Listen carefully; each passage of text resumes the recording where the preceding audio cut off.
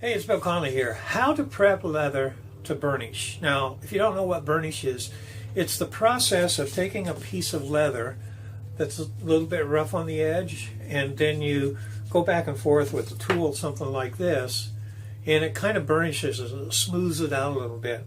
Now, the best bet is to take a piece of sponge like this, and you get it wet. I'm reaching over here to some water. You don't want to soak it. All you want to do is get this moist, and then you go down along that edge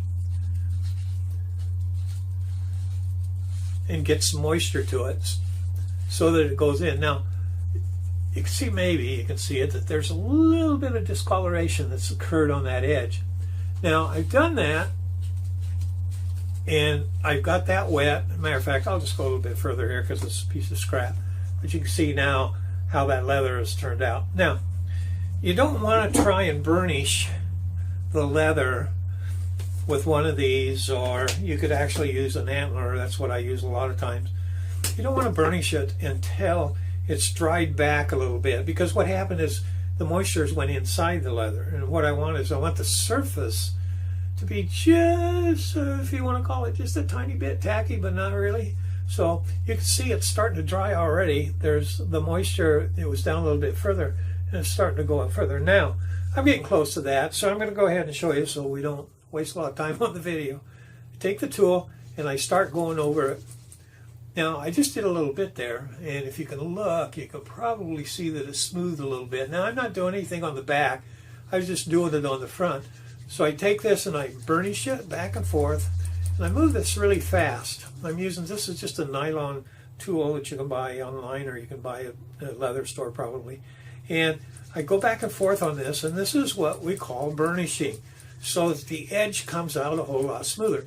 Now, a lot of times, if I'm dyeing the leather, I will dye the leather and burnish it right after I put the dye on, because the dye usually has, it's probably got some oils in it, but it also usually has alcohol, and they usually dry fairly fast, or some form of something that's going to cause it to accelerate. And then I'll do the same thing, and I don't have to put some moisture on. In this case, the leather was plain, and I put it in. Now, I could use this antler, and it does the same thing.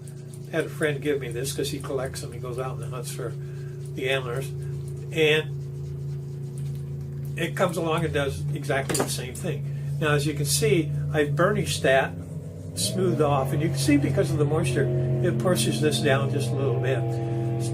It sounds like outside. I'm right close to the Snake River, and you can probably hear it.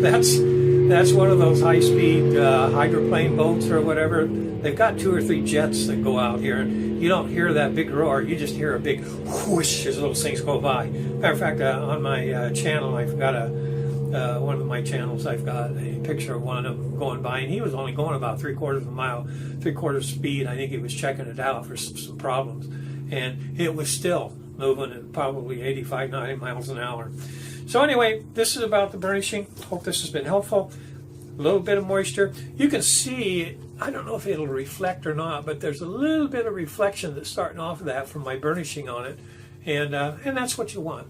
So prepping it, a little bit of water, you could use right after you do the dyeing. Either way. Hey, I hope this has been helpful, and you take care and have a great day. Bye now.